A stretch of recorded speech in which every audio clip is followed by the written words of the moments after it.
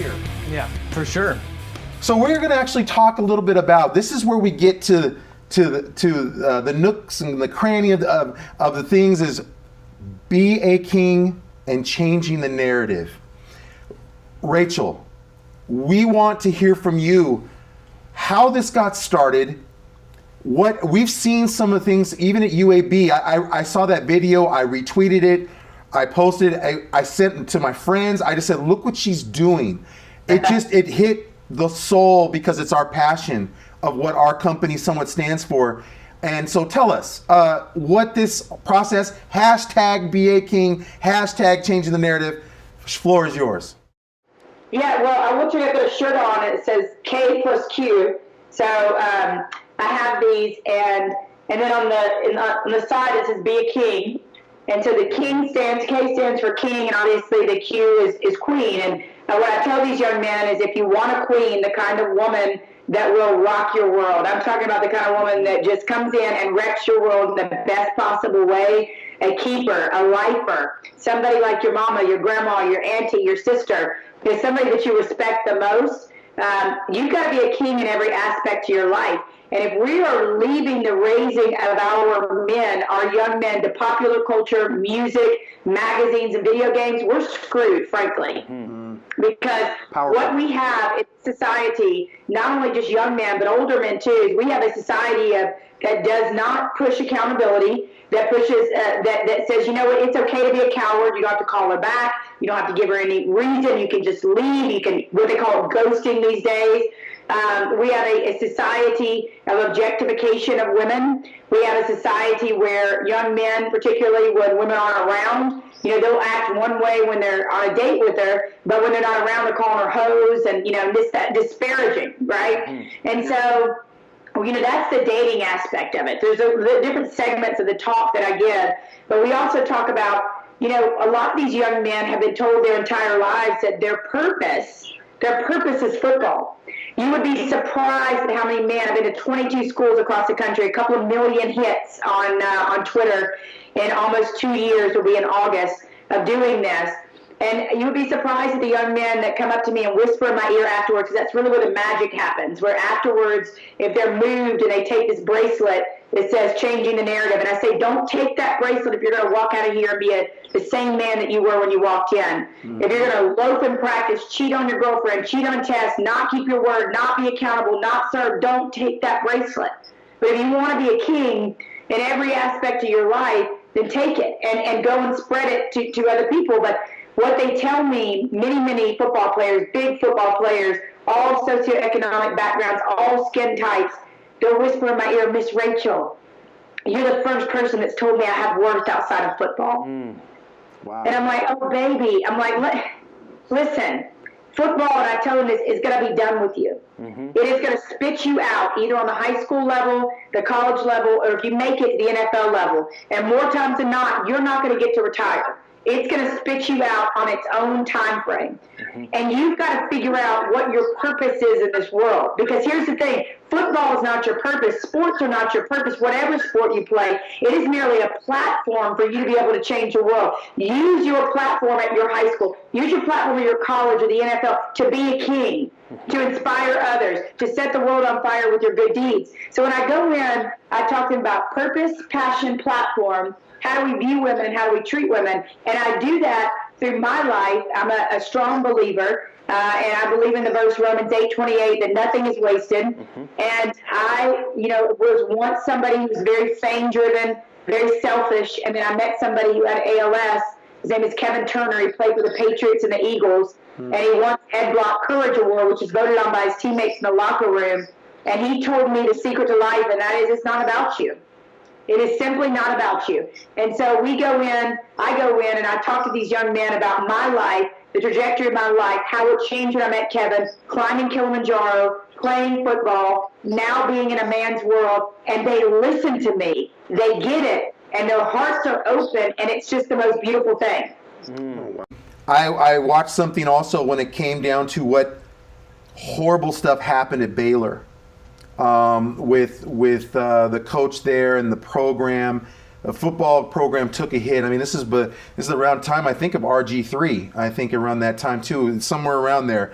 And tell me, Rachel, you know, what was that time like for you, coming into a program that was having some of that turmoil? It was almost like, you know, I have a message. I'm sure you felt, but it was a lot of sensitivity there. There was some things there going on, right? Yeah. I have to gather my thoughts here because there's a lot of emotion around that visit. What happened at Baylor under Art Briles was really the catalyst for changing the narrative. One of the big reasons that I started changing the narrative, because, you know, there were guys there that were doing the wrong thing, that were, you know, making victims of people, that were throwing away their lives, and all of the guys there were paying the brunt of it. They were being lumped in. I mean, these players there were being called. Now, I'm talking about players where afterwards, where there were no players there that had anything to do with this. Everything had been cleaned house, new administration, new coach, everything had been cleaned out, right? These players are being called rapists, thugs, pieces of you-know-what. At games, they would chant to them, no means no. The Baylor tennis team would be in the airport, and they would yell obscenities at them. Parents would tell me we no longer wear our Baylor stuff because for fear of people bullying us as their parents. So what happened was that was the catalyst. And when they got a new coach, Matt Rule, who's absolute salt of the earth, loved this dude, father's a preacher, just adore him, coming from Temple, and I knew him being a host on SiriusXM ESPNU. I called him, and I said, Matt, I want to come. And this was in January of 2017. And he said, okay. And he said, tell me about what you're doing. And I told him, and he said, I have to understand what's happened here. You have to understand the sensitivity. You have to understand how attacked this university, the players feel, the students, the administration, the city. You have to understand all that. And I said, I do. And he said, so it's going to take a while to get you in here. So I would check in once every month. That was in like January. I called in February and March and April. And then finally April, he said, well, the administration wants to have a conference call with you. I said, sounds great. And I had a conference call with him and laid out everything and told him, didn't hold anything back. And I said, I want to come advocate for your players because I believe you have kings and world leaders and men that are going to set the world on fire with their good deeds. And right now, they're being ostracized and lumped in, and people are stoning them in the public just because they went to Baylor. And I want to come and fight for them and advocate for them. And I'll never forget the day I went in there in June, late June. I walked in, and they had a guard up, because there had been other speakers there that had come and it went horribly wrong. And I think that they were just tired of being talked at. I think they were tired of being preached at and talked at. And very quickly in the talk, after I showed a football video, which was really funny, but very quickly in the talk, I said, I came for you. I believe in you. I want to advocate for you. I want to tell the world how good you are. And the most beautiful thing happened, like, walls fell down, and they went from this to this, you know, and hearts, you could see their hearts open. Like, I said, I believe in you. And their coaches have been saying it to them, but somebody from the outside who had absolutely no ties to Baylor came in and said, I want to fight for you. I believe in you. I'm going to advocate and tell the world how good you are. Help me change the narrative on Baylor. And these kings rose up. I mean, it was unreal. 30 or 40 stayed afterwards to hug me. We cried. It was just, I've been back 4 or 5 times. I'll go back again very soon. It's really just something special. So not only did Baylor do the right thing in finding the right guy for the job, but not only that, he made the decision to change culture that really wasn't fair to some extent from a standpoint of what others were thinking about them after the fact. Of this all coming down. Oh, wow, Rachel, that's powerful. That's seriously powerful. That's huge. And to see, it's literally like a flower that's wilted, and it just comes up right again, and it opens up. It buds open, and you could feel that, I'm sure. Well, and that's what I feel on every one of these campuses, but particularly Baylor, because of what they went through. I think the world desensitizes men, especially young men, what I talked about, the things the lack of accountability, the lack of character, the objectification of women, the hypersexualization that we've got going on in our society in music and movies and media. And it desensitizes these kings to who they were really created to be, to all that they were created to be. And so it's something powerful happens when I stick my finger in a loving way in a big 6'5" man's chest and tell him, you were created for more. You were, and guess what? I believe in you. I'm going to advocate for you. Yeah. I'm always going to be here for you. I'm a lifer. I will do anything I can to help you. I'll teach you public speaking. I'll teach you how to do changing the narrative in your own high schools, which is the next phase of changing the narrative. And something powerful happens when you tell them, somebody that doesn't even know them at that point, I believe in you. I'll fight for you. You literally see a king raise up and walk in all of his glory and walk in the man that he was created to be.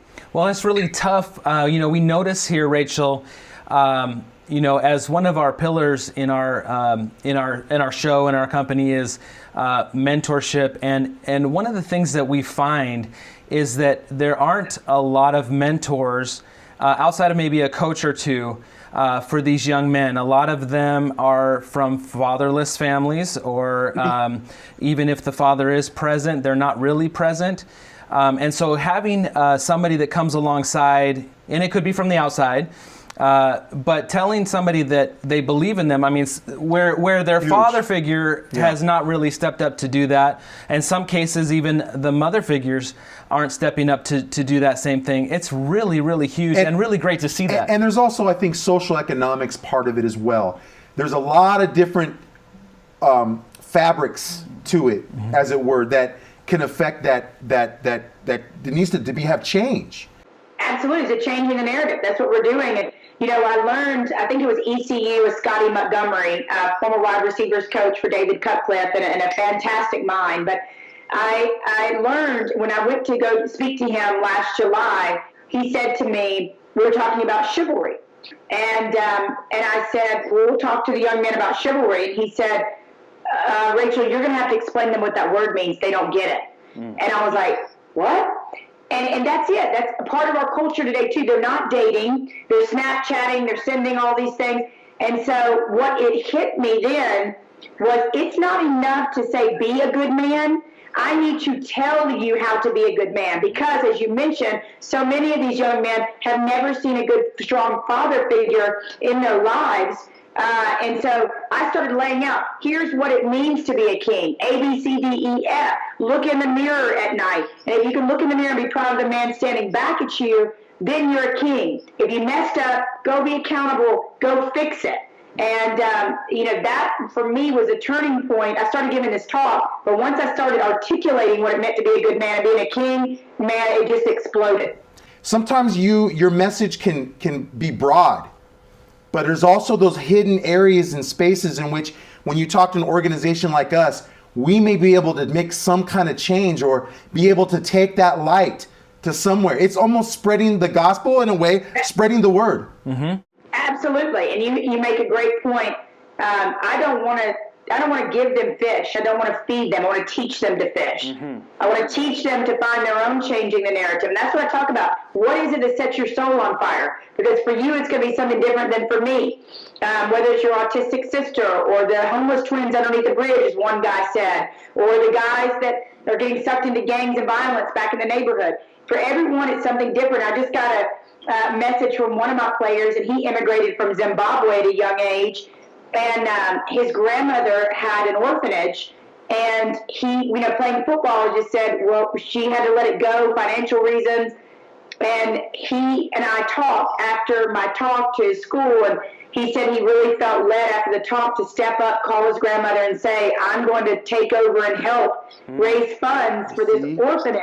Yep. And today, actually it was last night, I got a message from him that said they had gotten their paperwork from the government and they were all good to go. And I'm just like, wow, God, like how, whatever it is you believe, for me it's God. But wow, God, like there are kids in Zimbabwe that will have food and education and love in this orphanage that might otherwise be homeless because something I said to this young man started a fire in him. So that's the whole goal, is to teach them to fish, to go out. My friend Bobby Bowden, I'll never forget, said, Rachel, you may be doing like the greatest work in the sense that you're preaching the values of the Bible without preaching the Bible. And so it's received by everybody. And he said, you're really making a difference in these young men's lives. And man, that was a great compliment. Wow, and it must be really thrilling for you to see the fruit of your labor, because, you see something, you believe in it, you talk about it, but then to actually see somebody walk the path that you've kind of created for them to walk down, and they're actually walking it. How thrilling is that for you? It's everything. I remember I check in with them from time to time, and I've got so many stories, but two guys, I asked them separately. They didn't know each other on separate campuses, and I said, how are you at King today? And they said, I was in a group of guys, and they were calling girls hoes. And I said, they're not hoes, they're girls, and kind of dropped the mic and walked away. And that, to me, is the most amazing change, because they're taking it back to their peer groups and saying it's not acceptable to talk about a woman like that, not just to be nice to her when you date her, but to talk about her when she's not around, or any woman for that matter. And so that kind of stuff. I've had another player tell me that he forgave his deadbeat dad. And he felt like a 2-ton weight was lifted off his chest, and he could now be the man that God created him to be. And I go and I tell his story at other campuses without using his name, even though he told me I could. And then at each campus, I get stories afterwards of how people have forgiven their parents after divorce, or got in touch with their drug-addicted mom and forgave her. Or I have not spoken to my mom in 3 years, and because of his story and your story, I reached out right before Christmas, and we're back together. I mean, just beautiful stories. Wow, and that's such a healing message. It resonates. I mean, as a kid of divorce myself, and wishing that your dad could be at your games. Yeah, you've got a stepdad, and that's great, and they, he's at your games and all that. But man, when you're wishing and you're like, you know what, I can forgive, and then you set that free, and then now, yeah, I can be the man that I've been created to be. That message there, where you've been holding on, it's like you're trying to punish somebody else for what they've done, but you're really punishing yourself. Mm-hmm. Yeah. And instead of letting that go, so that you can actually be the person that you've been created to be, like you're talking about. Yeah, absolutely.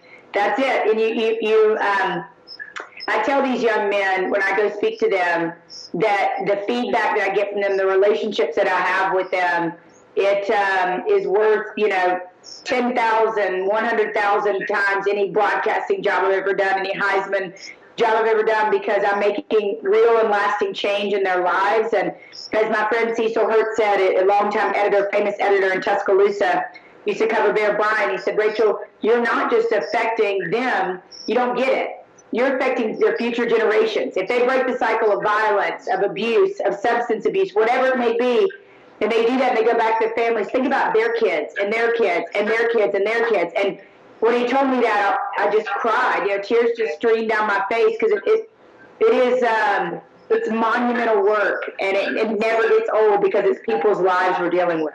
Well, you certainly seem to have found your purpose. That's right. For sure.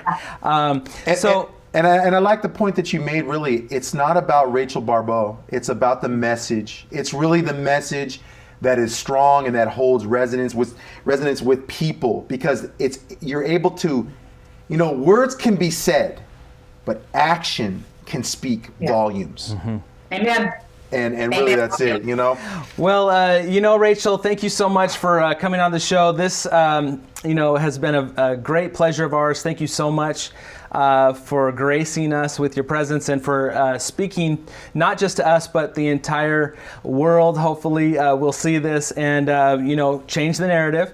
So hashtag changing the narrative. Changing the narrative. Hashtag be a king. Yes. Thank you so much for coming on to the show.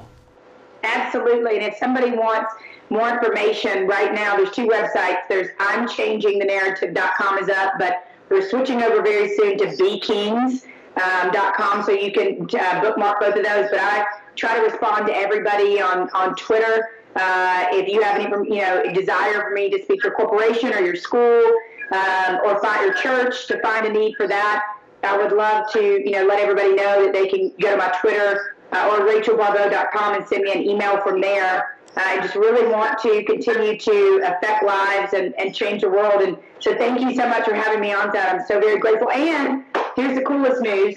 I'm writing a book on this movement. Oh, excellent. Good Yes. news. All right. Do you have a working title yet?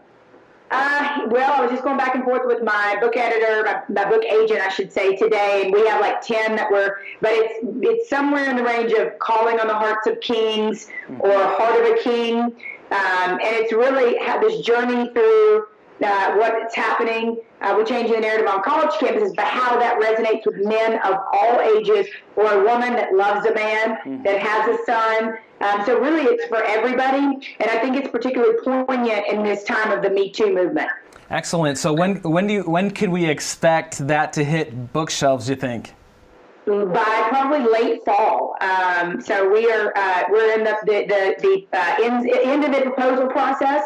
And then I have 6 months to write it, so I'm thinking by this fall. Wonderful, wonderful. Well, we'll definitely be looking for that for sure.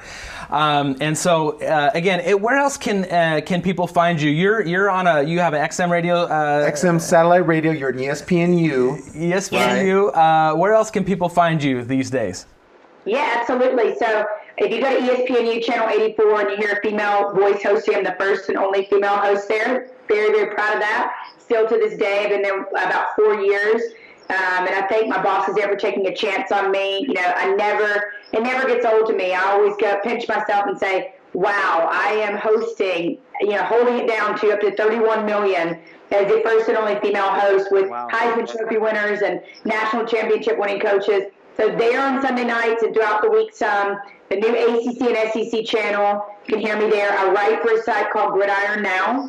As well, and then just starting a podcast. You might know the name Chad Doing there in your area. We do. Chad Doing out here in Portland. Yeah. A podcast with him called Changing the Narrative.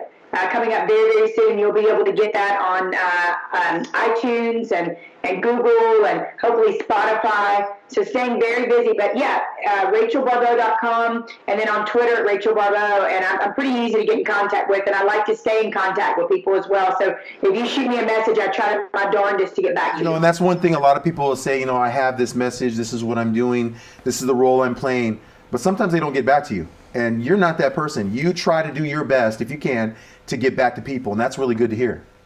It's called social media for a reason. Yes. I laugh at this.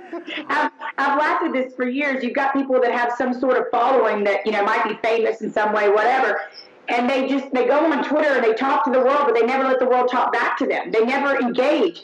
And if it wasn't just to be social, it would just be called media. It's social media. Have a conversation. Have a connection. That's what we need more than anything is a connection around the dinner table with people. We need to get involved and help people out in today's society. So, yes, I try to be social. I have what we call, anytime we interview, because we got a chance to interview Isaiah Bolden, who committed to Florida State with Willie Taggart.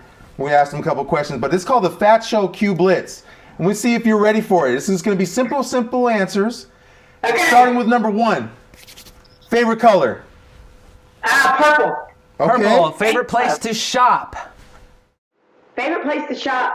The grocery store. I'm a foodie. I'm not like a good foodie, but like my dad who's in heaven was a chef, so it's a dab of this, a dab of that, a shake of this, a shake of that, and 9 times out of 10 it's good. All right. Favorite food? Ooh, I was just before I did this interview, I had some Triscuits with some salami, some fresh salami with a little bit of goat cheese on it. I love goat cheese. I love goat cheese. I just got back from Sicily. Woo! I can have goat cheese on anything. Goat That's cheese. Noted. Yeah. That is not often a favorite, but excellent work there. Okay, so tell us here, sneakers or high heels? Oh man, I just got my first pair of Jordans. First pair. Recently, and I'm so a sneaker girl now. Now, don't get me wrong. On a date or certain situations, I do love a high heel because I am all girl. And I work in this industry, but I'm all girl. But I do love my sneakers. All right. Favorite book you read? The Bible, hands down. There we go. Favorite dessert? Oreo cookies. cookies. I just bought a package and I never buy them, and I've been dunking them in almond milk, and I'm done. Okay. Was Nabisco smart when they made the Oreo thins to make us think that we're eating better? Wrong. For all the ladies out there, your favorite cosmetic line. Oh my gosh, Synergence. I use a product called Lip Sense, and it's smudge-proof, waterproof, kiss-proof, didn't get on your teeth, not tested on animals, and the men love it because it doesn't kiss off on them. And I use it. Good point. There's All right. skincare in their lip sense. And the last one I have for you is, where would you rather be, at DMV or on the FATT Show at Football All the Time? Easy one. That was the softball. The FATT Show. Hello. All right. Well, thank you so much, Rachel. Again, this has been the FATT Show. We're Football All the Time. Been a pleasure having Rachel. Thank you so much, I'm Rachel. Kevin. Yeah. Let's do it again soon. All right.